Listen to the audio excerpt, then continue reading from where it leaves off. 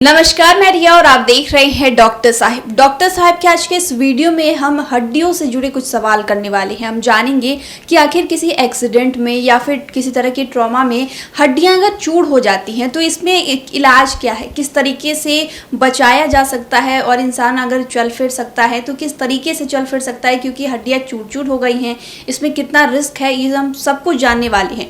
और इस विषय में हमारे साथ पूरी जानकारी साझा करने के लिए मौजूद है डॉक्टर अमित गुंजन, जो कि बिहार की माने ऑर्थोपेडिक सर्जन है। तो डॉक्टर साहब, सबसे पहले तो आपको बहुत बहुत स्वागत है। Thank you. डॉक्टर साहब, हम लोग अक्सर देखते हैं और सुनते भी हैं कि फलाने का एक्सीडेंट हुआ है तो उसमें हड्डियां चूर हो गई हैं, तो इसमें उसका ट्रीटमेंट क्या है? क्या वो फिर से सही तरीके से चल सकता है? बिल्कुल, आज के वक्त में ये बहुत ही प्रासंगिक है ये सवाल, क्योंकि जिस प्रकार से हमारे यहाँ इंफ्रास्ट्रक्चर इम्प्रूव कर रहा है और हाई वेलोसिटी व्हीकल्स हैं, बाइक्स हैं, कार्स हैं, तो ये अब थोड़ा कॉमन हो गया है कि इस रफ्तार के साथ कुछ साइड इफ़ेक्ट्स भी आ रहे हैं। जो हाई वेलोसिटी ट्रॉमा, जो एक्सीडेंट्स हो रहे हैं, काफ़ी हाई वेलोसिटी एक्सीडेंट्स होते हैं और इसमें कई एक बार हड्डी काफ़ी चूर भी हो जाता है। ऐसे में ट्रीटमेंट जो है ऑपरेशन के ही माध्यम से किया जाता है और बहुत एडवांस सर्जरीज़ हैं। सारे छोटे छेद से हम लोग कंप्यूटराइज्ड ऑपरेशंस करते हैं, जिसमें कि ऑलमोस्ट आप कह सकते हैं, अक्सर लोग घबराते किन चीज़ों से कि मेरा खून निकलेगा, बेहोश किया जाएगा और शरीर पे चीरा लगेगा।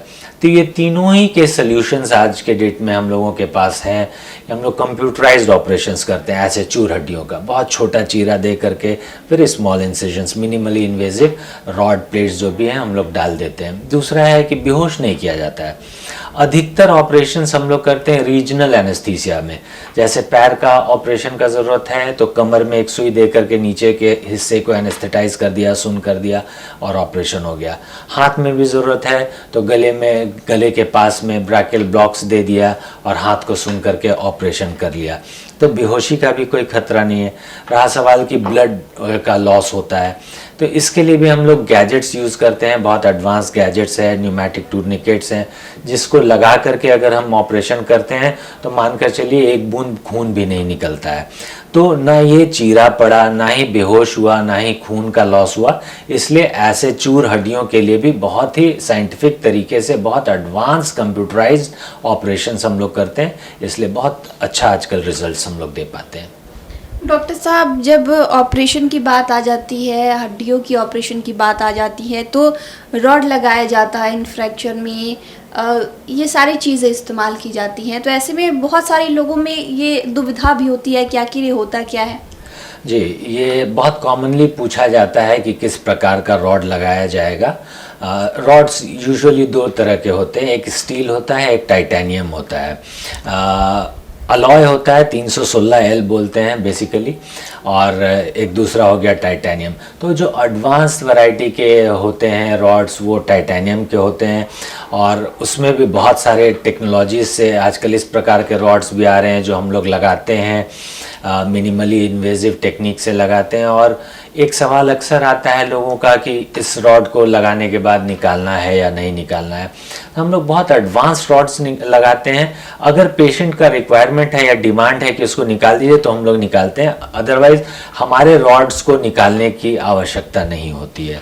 हम लोग बहुत एडवांस रॉड्स चूँकि यूज़ करते हैं, इसलिए ये आप रख सकते हैं आजीवन भी बॉडी में। तो जैसा कि आपने बताया कि बहुत सारे पेशेंट जो है डिमांड करती है कि वो निकलवा लेते हो, निकलवाने के बाद उन्हें किसी तरह की समस्या होती है? निकालने का कुछ इंडिकेशन है, एक सर्टेन वक्त के बाद ही हर हड्डी का नियम बना हुआ है कि इतने वक्त से पहले नहीं निकलना चाहिए, और अमूमन ये साल, सवा साल, 1.5 साल के बाद ही कोई भी रॉड निकाला जाता है। वो इसलिए समय रखा गया है कि इस दौरान माना जाता है कि हड्डी ना सिर्फ जुटा है बल्कि जुड़ करके पूरी तरीके से मजबूत भी हो चुका है।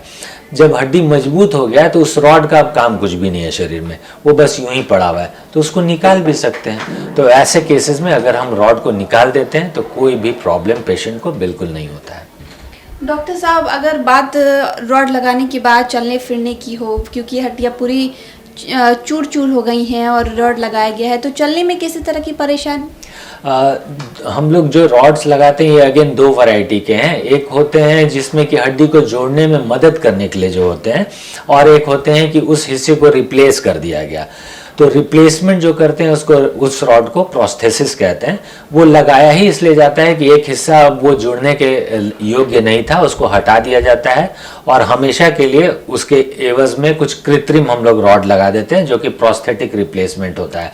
तो वो लगाते के साथ हम लोग अर्ली वेट बेयरिंग कराते हैं। आज ऑपरेशन हुआ, कल सुबह पेशेंट चलेगा, तो वो तो चला ही देते हैं। दूसरा वैरायटी है जिसमें कि हड्डी को जुड़ने में मदद करने के लिए हम लोग इम्प्लांट वैरायटी का रॉड लगाते हैं।